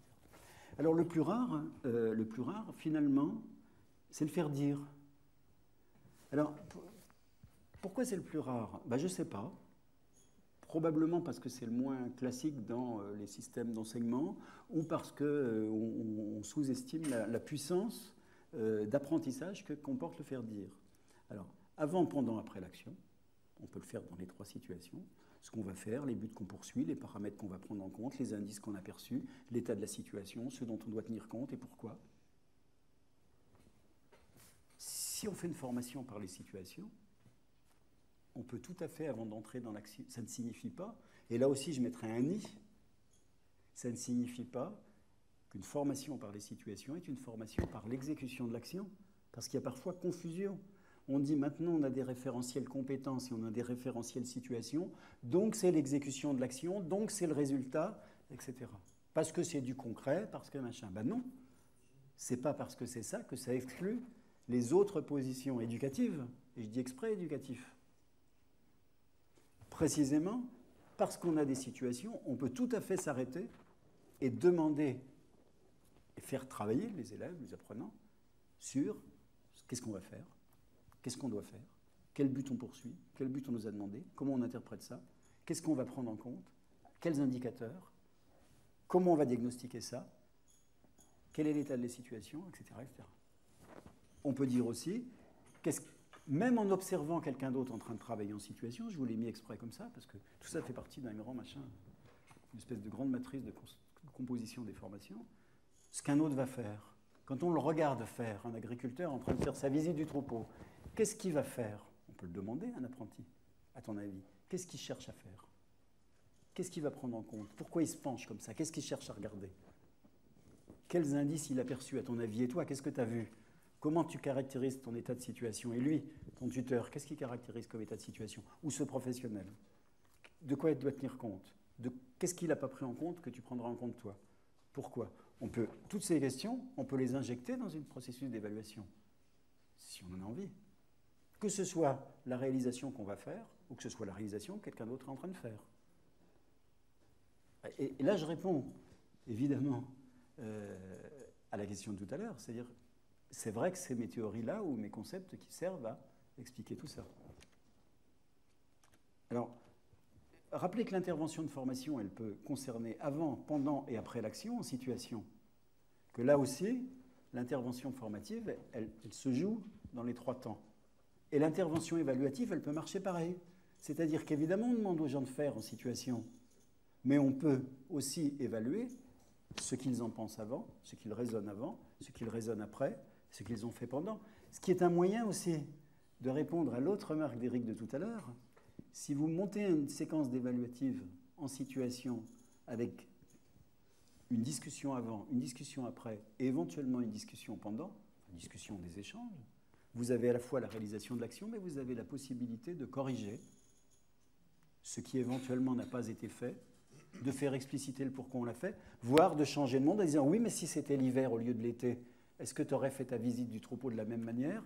Ou si c'était l'hiver ou le printemps au lieu de l'automne, est-ce que tu aurais planté ton arbre de la même façon ?» Et vous faites varier la situation. Mais oui. C'est lié au faire dire, ça. Jusqu'à présent, le faire dire n'était pas vraiment indispensable, puisqu'on cherchait une homogénéisation, à ce que toute une cohorte sorte avec un résultat unique, un produit unique. C'est même pas le produit qui était évalué, c'est la procédure pour y arriver. Voilà. Et donc, il fallait que tout le monde mette en application la même procédure. Or, à partir du moment où le postulat de base, c'est que l'activité est individuelle et que donc on va avoir des procédures variantes pour atteindre un résultat qui sera peut-être différent, ça veut dire que le résultat en lui-même, de toute façon, et même l'observation seule de la procédure ne nous donne pas assez d'informations pour pouvoir savoir si l'individu est en mesure de réagir ou pas. Oui, et puis oui. Donc, et puis c'est une approche. Bon, alors évidemment, c'est très compliqué socialement et politiquement. Hein. On peut dire, ça a ses risques des deux côtés, mais je ne vais pas entrer là-dedans. Oui, mais ça pose de toute façon au niveau de l'évaluation et du contrôle et de la certification, ça pose tous les problèmes qu'il y a derrière l'objectivité et la subjectivité, quoi. Ouais. Mais bon, pas plus que d'habitude. Oui, pas plus. Je regarde un peu.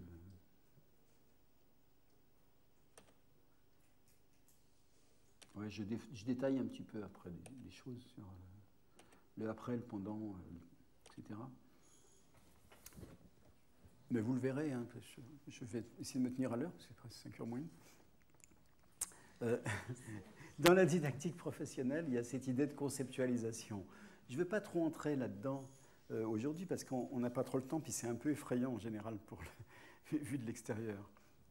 Je vais simplement dire que il y a des éléments qui sont qui relèvent à la fois de la formation et de l'évaluation. Pour moi, et c'est pour ça que je choisis les termes. Quand on a des concepts, alors, par exemple, quand j'évoquais tout à l'heure pour les personnes à domicile, j'évoquais les capacités physiques de la personne, ou la capacité physique qui à un moment donné se traduit par la capacité à prendre son repas ou à faire sa toilette seule. C'est un concept. Parce que, comment dire, si je n'ai pas construit ça en pensée, je ne peux pas véritablement agir dessus de façon consciente, volontaire et organisée. Un concept, c'est jamais que la représentation de quelque chose que j'ai construit en pensée, sur lequel je peux agir, ou sur lequel je dois agir, ou que je dois prendre en compte. Et ce qui est important, c'est le manipuler là-dedans. Ça veut dire que si vous faites manipuler, si vous voulez développer les conceptualisations, c'est-à-dire la partie la plus ambitieuse de la pensée, il faut les faire manipuler, comme on ferait manipuler des balles de tennis à quelqu'un qui essaye d'apprendre le revers ou je ne sais quoi. C'est-à-dire les objets de pensée se manipulent de la même façon que les objets physiques. Et donc ça suppose qu'on s'entraîne sans cesse à l'utiliser. Le niveau de capacité ou qu'est-ce que je vais dire, il y en a des tas de concepts qu'on pourrait. Si on veut vraiment, si on pense que ceux-là sont au cœur de l'action, et s'ils sont au cœur de l'évaluation, il faut les faire manipuler. Et les faire manipuler dans des situations différentes, dans des degrés de variabilité différents, etc. Je ne vais pas trop insister parce qu'on n'a pas le temps, puis c'est assez compliqué pour ceux qui ne connaissent pas. Mais il y a d'autres jeux pédagogiques, mais qui sont aussi des jeux évaluatifs. C'est le diagnostic-pronostic. C'est-à-dire, quel diagnostic tu fais de ta situation? Si tu n'agis pas, comment elle évolue? Si tu fais ça, comment ça va se passer? Qu'est-ce que ça va produire? Si tu agis de telle manière, tes bêtes, là, elles vont être comme ceci ou comme cela. Ta personne âgée, si tu la laisses seule, elle va tomber ou tu es sûr qu'elle ne va pas tomber? Le jeu du diagnostic-pronostic, c'est ça. Et si jamais on se retrouve avec une autre personne âgée, mais qui aurait plutôt telle maladie, qu'est-ce que tu ferais? Est-ce que tu ferais de la même façon? Donc, en faisant ça, on manipule des connaissances, on manipule des situations, on manipule des prises d'informations, on manipule des raisonnements. Et on les fait travailler. On les met au travail, comme disent certains. Ce qu'on ne fait que très très peu en formation. Et c'est vraiment l'idée que les gestes de pensée se manipulent et s'entraînent comme des gestes physiques. Donc on peut travailler sur les indicateurs en situation, développer ses raisonnements, justifier ses raisonnements, justifier ses décisions, etc.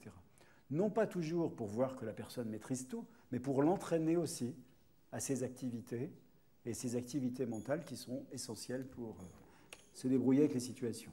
Donc je vais passer sur tout ça, parce que j'avais aussi des choses sur l'imitation, un peu sur le langage, un peu apprendre par les situations, un peu aménager les situations, et finir par évaluer. J'en ai fait beaucoup. Je le savais. Tu reviendras en deuxième semaine? Je ne sais pas, il faudra passer un sondage, parce que j'en ai peut-être fatigué beaucoup. On arrête là ou on continue un peu? Tant que tu peux continuer pour les preneurs. Non, mais je ne sais pas, moi. Parce que Ceux qui doivent partir,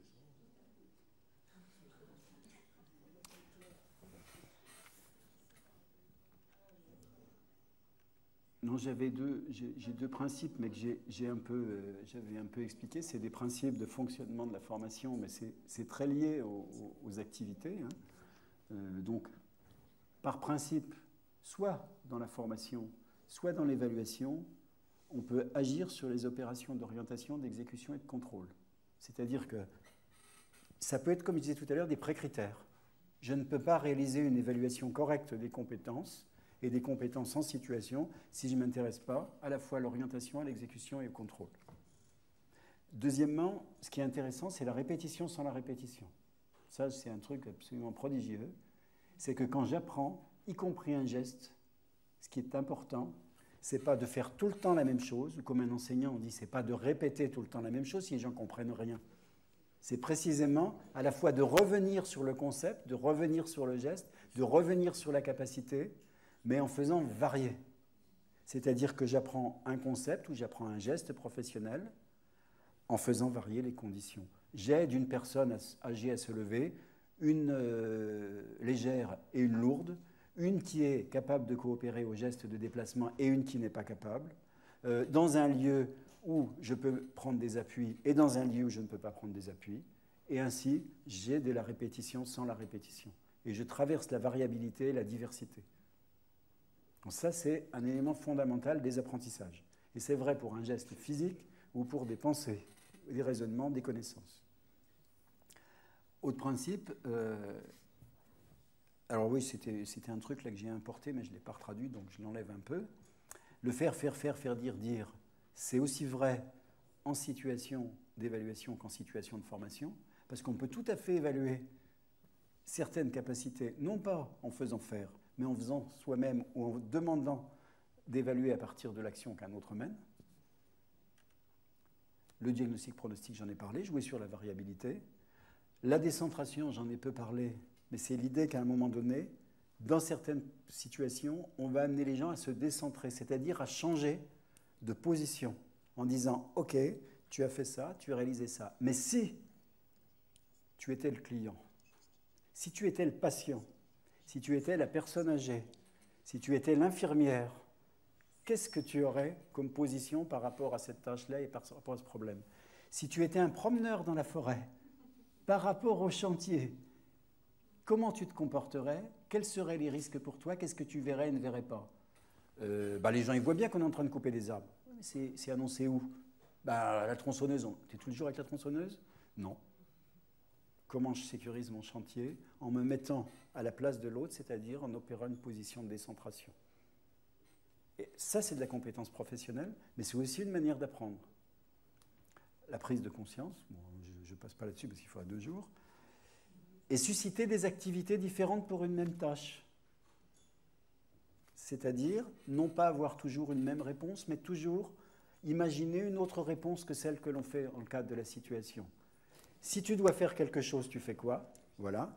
Mais comment tu imaginerais pouvoir faire la même chose, obtenir le même résultat, mais en t'y prenant autrement?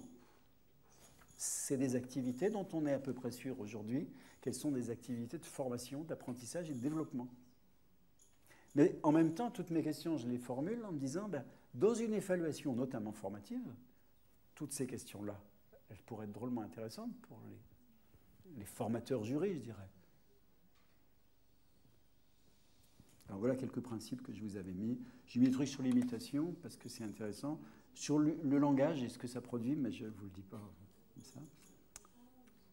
Tu nous fais une petite conclusion? Oui, je vais vous faire une conclusion.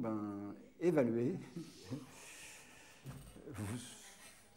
Deux, 3 choses. Premièrement, si par hasard vous relisez ce que je vous ai proposé là, dans ce PowerPoint, et que vous le regardez, repensez-le, parce que je sais qu'il y en a qui se l'approprient de cette façon et que ça ne marche pas si mal, comme un ensemble, soit de ce qu'on a appelé un peu des pré-critères, des guides pour se dire voilà ce sur quoi on pourrait travailler en formation ou en évaluation, voire en conception de documents.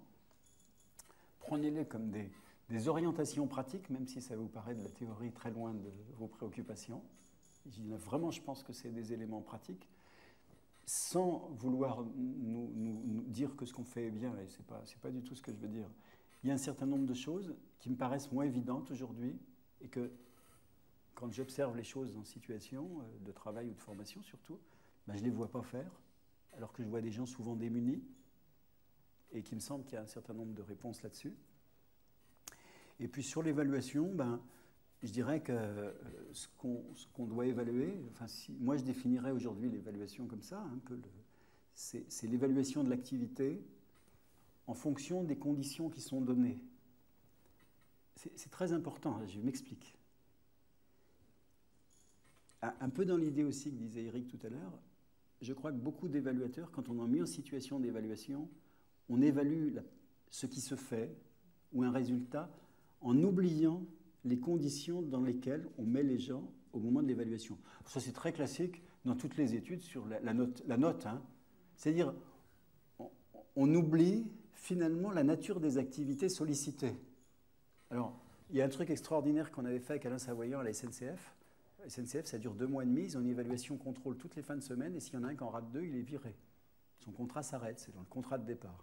Donc, les évaluations, ça les stresse. Alors, à un moment donné, on a fait passer les évaluations aux formateurs puis à des cadres pour voir qui nous explicitent ce qu'ils attendaient et quels résultats ils attendaient. Alors, les formateurs de l'école où on était allé, dans une certaine région, quand ils ont vu ces évaluations, ils ont dit « Oh là là, mais ils ne peuvent pas répondre à la question avec ce qu'on leur a mis comme données. On leur a mis des indications, mais au fond, on veut une réponse très précise, parce qu'ils veulent vraiment la réponse. Vous savez, c'est vraiment l'école, c'est la réponse avec le mot près et la virgule près. Il dit, mais ils ne peuvent pas répondre parce qu'il y a 2 réponses possibles. Ah ouais, bien.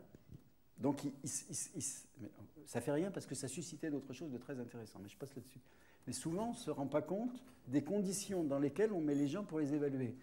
Tout mon effort que j'ai fait sur les situations, c'est vraiment se dire, quand je veux former quelqu'un pour des situations professionnelles, quand je veux construire des situations de formation et d'évaluation, il vaut mieux que je sache un peu de quoi je les compose pour pouvoir comprendre pourquoi il y a telle ou telle activité. Oui, parce qu'en fait, on oublie qu'on évalue leurs apprentissages et on finit par évaluer que le produit de l'évaluation. Oui, ou les vieux trucs qui sont bien connus par les gens qui travaillent sur le rapport au savoir et tout ça. Si vous mettez un énoncé d'une certaine manière à un élève, ben, peut-être que ce qui va être compliqué, ce n'est pas la réalisation du problème, c'est l'activité d'interprétation de l'énoncé en fonction de ce qu'il sait, ce qu'il ne sait pas. Et que le problème, il pose pas, enfin, le problème de l'élève ou la difficulté ne porte pas sur la réalisation de la tâche elle-même, mais sur l'interprétation de la consigne pour réaliser la tâche. Vous connaissez ça. Mais là, c'est pareil. Si on évalue l'activité en fonction des situations. Si on modifie les situations, on aura une autre activité. On est d'accord, hein? Chacun de nous, on modifie les conditions, on change d'activité. Deuxièmement, je vous rappelle le truc des profils de performance, c'est tout bête, mais je m'arrête. On évalue en fonction de profil de performance. Si on veut un profil de performance d'exécution, c'est parfaitement valide dans un certain nombre de cas, ben, on le prend. Mais au moins qu'on ne se dise pas tout le temps qu'on évalue au maximum ou au minimum. On évalue l'activité en situation, c'est-à-dire que ce soit une situation réelle, reconstituée, recomposée, aménagée, simulée, tout ce que vous voudrez. Si on veut voir les compétences, il faut quand même qu'on ait quelque chose en situation. On peut guère évaluer les capacités à démonter un moteur par la mise à l'écrit. Ça se fait en VAE, mais c'est un petit exploit. Et puis, évaluer de manière dynamique, c'était un peu l'idée de tout à l'heure, c'est-à-dire que, et là je crois qu'on a de belles données, il y a des belles choses, c'est quand le jury participe, on s'aperçoit que beaucoup de jurys, enfin un certain nombre de jurys, les jurys, c'est des vrais tuteurs. C'est-à-dire qu'ils étayent une partie de l'activité, des fois très loin, c'est-à-dire que c'est quasiment le jury qui résout le problème, ou qui dit ce qu'il faut faire et qui donne la réponse. En fait, tu es en train de dire que la formation continue pendant l'évaluation. Absolument. D'ailleurs, avec un résultat qu'on avait montré dans les premières recherches sur les UC, qui était très intéressant, c'est des jurys, c'était venu 2 fois, puisqu'on lui a expliqué, maintenant il le sait. Je terminerai là-dessus. Voilà. Excusez-moi d'avoir un peu débordé, mais j'avais préparé beaucoup, mais un peu exprès. Merci Patrick. En attendant. Je vais peut-être dire une chose quand même sur ce qui est utile, c'est de comprendre l'activité d'apprentissage. Là, on prend peu de temps là-dessus, parce que ce n'était pas l'objectif premier, mais les activités d'apprentissage ou l'activité dans la vie ordinaire, hein, si on ne connaît rien, on peut d'autant moins se débrouiller avec ça. Et ce que montrent les rencontres que j'ai eues avec des gens sur les difficultés scolaires, c'est que beaucoup d'enseignants sont littéralement démunis, mais ils en souffrent, ils sont avides. Enfin, j'étais impressionné de voir à quel point, quand on leur explique comment ça marche un élève ou un adolescent, les gens, ils ne causent plus, ils écoutent, parce qu'ils n'en savent rien du tout. Ce qui est assez curieux. Ben, on est d'accord. C'est pas trop la peine qu'on rigole non plus. Hein. Ah, on peut rigoler, non, mais je rigole.